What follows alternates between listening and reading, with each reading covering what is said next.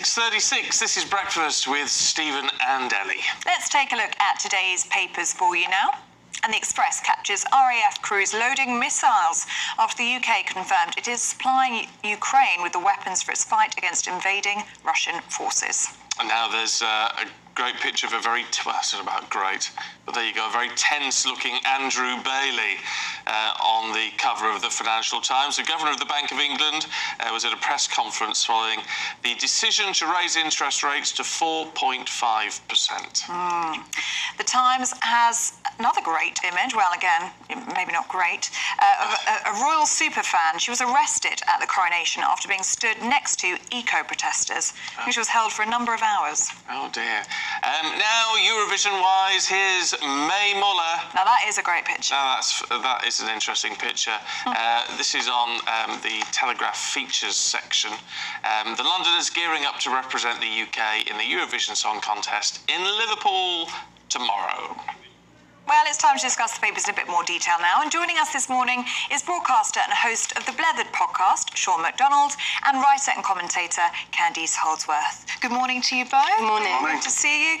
Sean, let's start with you, shall we? This is the story that caught our eye this morning in the Mail. Don't say convicts because it upsets criminals. Yeah, I heard just talking about this one earlier. The suggestion is that, yeah, we shouldn't be calling people in prison convicts. I think the suggestion seems to be that there are a lot of people on remand, that it's maybe archaic language.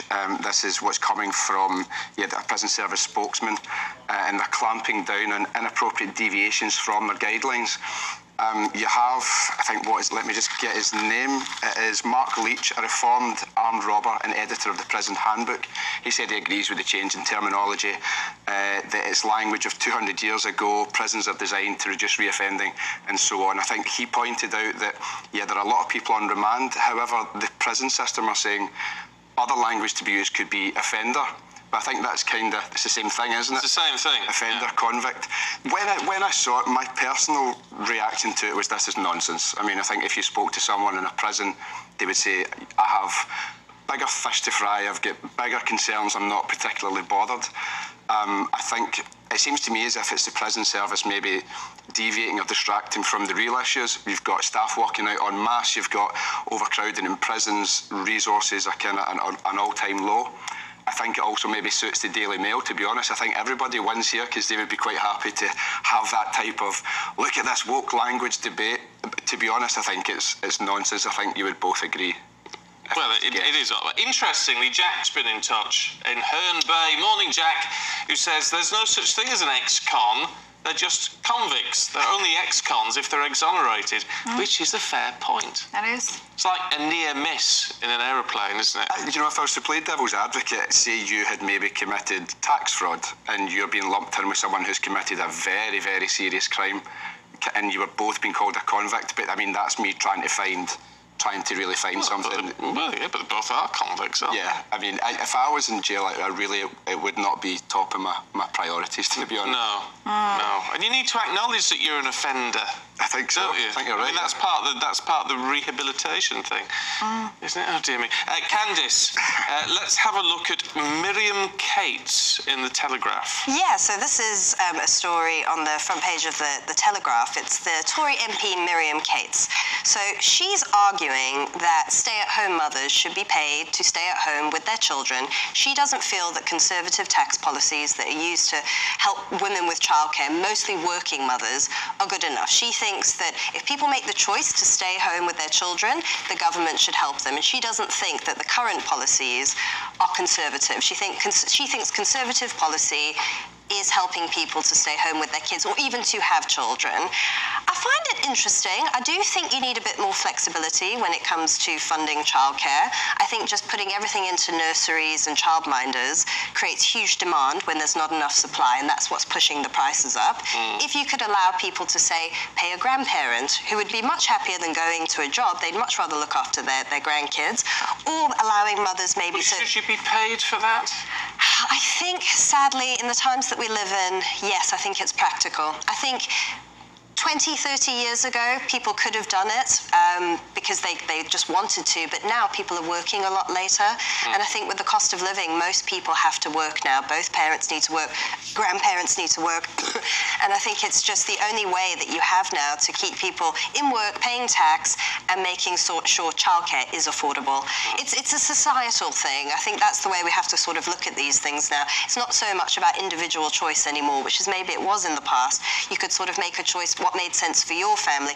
Now I think we have to think about things in a much larger sense. Yeah, It is conservative, though, isn't it? I mean, it wouldn't be conservative, it wouldn't be true to form if someone was staying at home and not working and getting a tax break, which is what she's talking about. Yes, yeah, I think that what she's focusing on mainly is just starting families. She doesn't think that conservatives embody family values anymore. They're not incentivizing people to do that, and that's what conservatism was all about. But I think it's interesting because women's values have changed. I mean, I think younger women now want to have a job. They want to have a career. They do, but it's part of the problem that it's all being a housewife, for example, is seen as a negative term. I know, it's such a pity. Which is a pity because there's so much benefit from having a parent at home. Oh yes, When the kids are little. definitely. And I think in the past people used to be able to make that choice more freely, but now I just don't think the sums add up. Very few people are in the position where they can do that now because mortgage costs are so high, rent costs are so high. Yeah. What do you make of this, Sean? She says, why shouldn't the tax system recognise the investment that women are making in society? It's a very tough one. I don't know. It's very hard for me to have an opinion. I don't have kids. Oh, yeah. You know, I don't really even know anybody who's in this sort of situation. I can understand where she's coming from, but again, it's like we talk about where you allocate money and resources are kind of thin on the ground across the board, and yeah, it's a tough one. I accept the point though as well about the benefit to society as well of having parents at home, but yeah, tough one. Yeah. Let's have a look at the Telegraph. Sure, they're still with the Telegraph actually. There's a way we could all get a tax cut of 2%. Yeah, Bring it on. 2% tax cut is available or is possible, says Mel Stride she's the Work and Pensions Secretary responsible for overseeing the government's drive to boost employment numbers. Now, they're saying there's still 400,000 fewer workers than before COVID. I'm a bit sceptical. I think Brexit's probably played a part in that. You've got the part of the workforce is leaving. You know, we hear across the hospitality industry and farming, these types of things, what you would be classed as sort of, I don't believe they are, but lower skilled menial jobs. Obviously, I think there are a hell of a lot of people probably have left their jobs in the wake of the pandemic. Even taxi drivers, imagine trying to get a taxi sometimes. So the workforce has been impacted quite significantly. So they're saying if we can get more people back into work, there'll be more paid into the system, we could have a tax cut of 2%. This comes after obviously the 12th successive rise in interest rates. This is a golden opportunity for those who are unemployed then. Well, I mean, in theory, but where are these jobs? You know, that's the thing. So, what are the jobs? It's all well and good saying, you know, go and work. Like, work where? Yeah. You know, if it's all in London, if this is all in London, for example, no, fair point. Candice, talking about the interest rates decision yesterday, there might be some good news on the way, though, in the Times. Food prices on their way back down. Yes, so this is a very interesting story on the front page of the Times and relevant to so many people. The supermarkets have said that it looks like food prices may have peaked, so it's about 19.2%, and now they're going to come down. And I think that this is what they're projecting anyway. I think that this is what people need to hear, because everyone's struggling at the moment with food prices, energy prices, interest rates going up, so people's mortgage payments are going up as well. I think the thing that everyone has been worried about, though, is even though the rate's going to come down, how much are we going to be stuck with these prices? Are these prices baked in? Which is what some of the union leaders have been saying, that we're going to have higher food prices for years to come, although they're saying, no, they're going to start coming down, which is what I think we need, because otherwise we're all just poorer. Well, at least we have a competitive structure, don't we? And you would expect Tesco's and Asda and all the rest of them to start a price war on this. Yes, and they need get the customers back in. Yes, and they need to start passing on falling energy prices, so their costs are lower, onto consumers. We need to be able to see that now, because we're not. So far, we haven't. Even with the wholesale price of energy coming down, which does impact food producers. ordinary people are still not feeling that, and that really needs to start being reflected now in prices. Yeah. Yep. I'll tell you what, there are some good deals out there. I went to a supermarket the other day, and it's not something I buy very often, but we needed another tub of sweetener, right?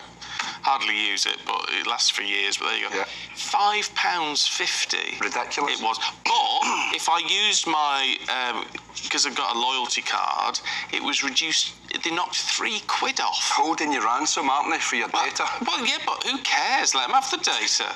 If they're going to knock £3 off a bottle of I'm sweetener. happy with that as well, but there's a wee part of me is a bit annoyed that I have to scan my daft wee card. And there's another thing, Greek yogurt, the price keeps fluctuating, chicken keeps fluctuating, things that you need, just sort of basic everyday things.